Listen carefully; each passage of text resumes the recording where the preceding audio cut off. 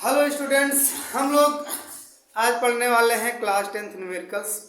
कुछ important numericals हम आपको पढ़ा चुके हैं और कुछ नए क्राइटेरिया का न्यूमेरिकल है जो आपके एग्जाम्स में पूछे जाते हैं और पूछे गए भी हैं और पूछा जाएगा भी।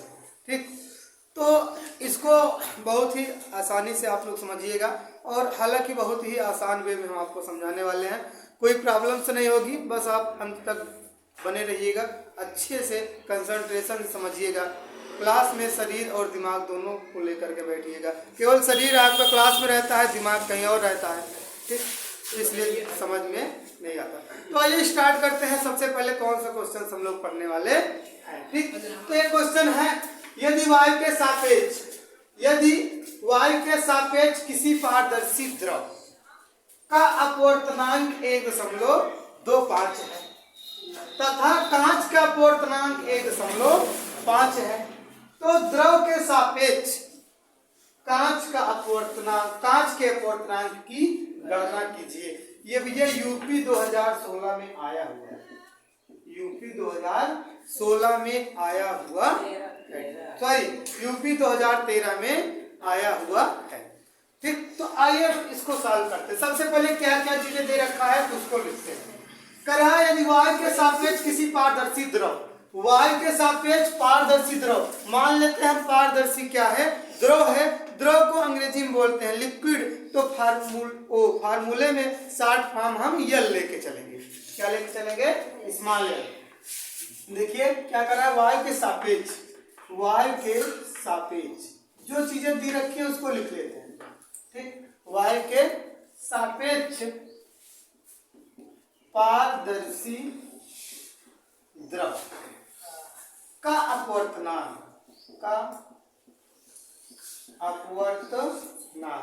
आप समझिए इसको शॉर्ट में कैसे लिखेंगे। y के सापेक्ष पारदर्शी द्रव जिसके सापेक्ष रहता है उसको हम लोग पहले लिख लेते हैं। तो a जिसके सापेक्ष रहा उसको पहले लिखा, अपवर्तनांक ऊपर जाता है। और फिर पारदर्शी द्रव हमने कहा द्रव है, तो द्रव को अंग्रेजी में लिक्विड बोलते हैं, इसलिए यहाँ क्या लिखेंगे। ठीक, बराबर कितना है 1.25। किसी कोई दिक्कत नहीं ना। पारदर्शी द्रव का अपवर्तनांक 1.25 है। अब समझिए थोड़ा सा आगे। अब क्या कर रहा है आगे, तथा कांच का अपवर्तनांक। ये कांच का अपवर्तनांक तथा में दिया है, मतलब ये y के सापेक्ष ही कह रहा है। ठीक, तो y के सापेक्ष कांच का अपवर्तनांक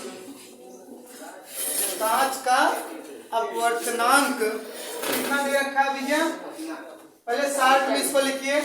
y के सापेक्ष कांच का अपवर्तनांक ANG। y के सापेक्ष कांच मतलब ग्लास। ठीक, y के सापेक्ष कांच का अपवर्तनांक बराबर कितना है 1.5। ठीक, अभी तक तो हमने वही उतना लिखा जितना दे रखा था सवाल में। ठीक, अब आइए क्या पूछ रहा है। तो द्रव के सापेक्ष देखिए हिंदी में बात लिख देते हैं। द्रव के सापेक्ष किसका, कांच का अपवर्तनांक। मतलब क्या पूछ रहा है भैया, द्रव के सापेक्ष मतलब पहले यल, फिर उसके बाद द्रव के सापेक्ष, फिर उसके बाद क्या रहेगा कांच बोले तो जी का अपवर्तनांक आपको ज्ञात करना है। Question mark. ठीक, अभी तक तो जो क्वेश्चन में दिया था, जो पूछ रहा था वही उतना लिखे। अब देखो कैसे हम आगे बढ़ते हैं। पूछ रहा है क्या LNG, तो LNG बराबर अगर आपको निकालना है तो आप कैसे करेंगे। जो चीज यहाँ पर पहले दी रहेगी, इधर देखो इस तरफ नहीं, जो चीज इस तरफ रहेगी उसका अपवर्तनांक y के सापेक्ष ऊपर रखते हैं और जो पहले रहती है उसका अपवर्तनांक y के सापेक्ष नीचे रखते हैं। यही चीज हमने आपको इस पर बेस्ड कुछ क्वेश्चन पहले कराया था, उसमें भी बताया। ठीक, किसी कोई दिक्कत नहीं होनी चाहिए। क्या हो जाएगा ANG AN y के सापेक्ष कांच का अपवर्तनांक बटे y के सापेक्ष लिक्विड मतलब द्रव का अपवर्तनांक। अब जरा आप समझिएगा थोड़ा सा। ANG आपको पता है, ANG कितना 1.5। LNG सर ज्ञात करना है। ANL कितना है 1.25। ठीक, तो LNG बराबर इतना निकला। अब इसको आपको भाग करना है। LNG बराबर दशमलव हटा दो 150 बटे 125। ठीक, 5 से काटो कितना होगा 5 तिहाई 15 0। ठीक, और 5 गुना 10 अच्छा 25। फिर से इसको काटो 5 6 30 25। ठीक, तो यहाँ देखिएगा थोड़ा सा क्या दे रखा है LNG बराबर, सॉरी क्या निकाले आप LNG बराबर 6/5 डिवाइड कर दीजिए। LNG बराबर 5 का नम 5 और उसके बाद दशमलव लगाओगे 1 बचा 5 दूनी 10। यही क्या होगा इसका फाइनली आंसर होगा LNG बराबर 1.2। तो नोट करिए, फिर उसके बाद नेक्स्ट क्वेश्चन सॉल्व करते हैं। अब देखिए भैया नेक्स्ट क्वेश्चन, थोड़ा सा इसका क्राइटेरिया चेंज है। इस क्वेश्चन का क्राइटेरिया उस वाले से चेंज है, रिलेटेड है कुछ लेकिन उससे थोड़ा सा अलग है। ठीक, हमने एक कॉन्सेप्ट आपको पढ़ाया था प्रकाश की चाल तथा अपवर्तनांक में संबंध। ठीक, प्रकाश की चाल और अपवर्तनांक में संबंध, relation between velocity of light and refractive index. ठीक, इसके बीच में हमने आपको संबंध बताया था, तो वही संबंध इसमें चलने वाला है। ठीक, ये क्वेश्चन इंपॉर्टेंट भी है, 2 बार आ चुका है। ये यूपी 2015 और 11 2 बार ये आया हुआ है। ठीक, अब देखिए क्वेश्चन को कैसे हम लोग सॉल्व करते हैं। क्वेश्चन है क्या, निर्वात में प्रकाश की चाल 3 × 8 मीटर प्रति सेकेंड। निर्वात में प्रकाश की चाल 3 × 8 मीटर प्रति सेकेंड है। यदि कांच का अपवर्तनांक 3/2 है तो कांच में प्रवेश प्रकाश की चाल ज्ञात कीजिए। कांच में प्रवेश प्रकाश की चाल ज्ञात कीजिए।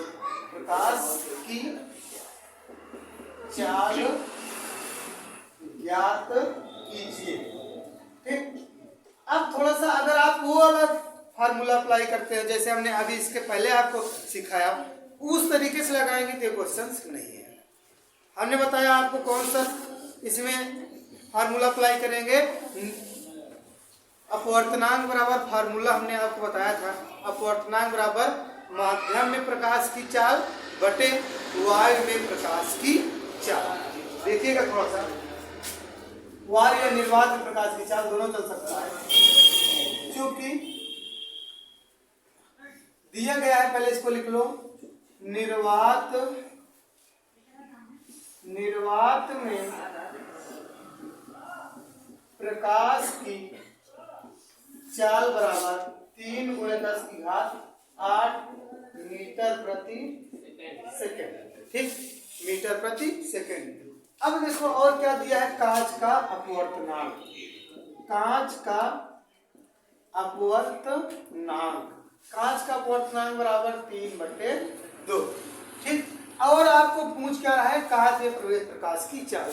अगर यह अब देखिए भैया इतनी चीजें आपको दे रखा है क्वेश्चन में, निर्वात में प्रकाश की चाल और कांच का अपवर्तनांक दे रखा है। आपको निकालना क्या है, कांच में प्रवेश प्रकाश की चाल। मतलब क्या निकालना है, कांच में प्रकाश की चाल। कांच में प्रकाश की चाल बराबर क्वेश्चन मार्क। तो हम जानते हैं अपवर्तनांक तथा प्रकाश की चाल में संबंध। ठीक, हम जानते हैं क्या भैया, अपवर्तनांक अगर n कह ले तो n बराबर वायु या निर्वात कह सकते हो, ठीक। निर्वात में प्रकाश की चाल बटे माध्यम में प्रकाश की चाल, ठीक। माध्यम में प्रकाश की चाल, तो ये फार्मूला पता है। अब इसमें कुछ चीजें आपको दी हैं, कुछ चीजें निकालना है। अब क्वोटिनांक कितना है 3/2 बराबर निर्वात में प्रकाश की चाल। निर्वात में प्रकाश की चाल आपको कितना दे रखा है 3 × 10⁸ मीटर प्रति सेकेंड। ये जान लो, अगर आपको कभी भी ना भी दिया रहे निर्वात में या वायु प्रकाश की चाल, तो आप ये मान के चलिएगा हमेशा यही होता है 3 × 10⁸ मीटर प्रति सेकेंड, ठीक। बटे माध्यम में प्रकाश की चाल। माध्यम के स्थान पे क्या है भैया, कांच है, तो हम क्या लिख लेंगे कांच, ठीक। अब जरा समझो, ये आएगा इधर और ये जाएगा इधर, ठीक।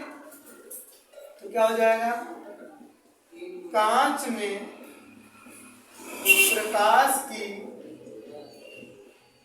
चाल बराबर 3 × 10⁸ मीटर प्रति सेकेंड बटे, अब ये नीचे आएगा इसके इंटू में 3/2, ठीक।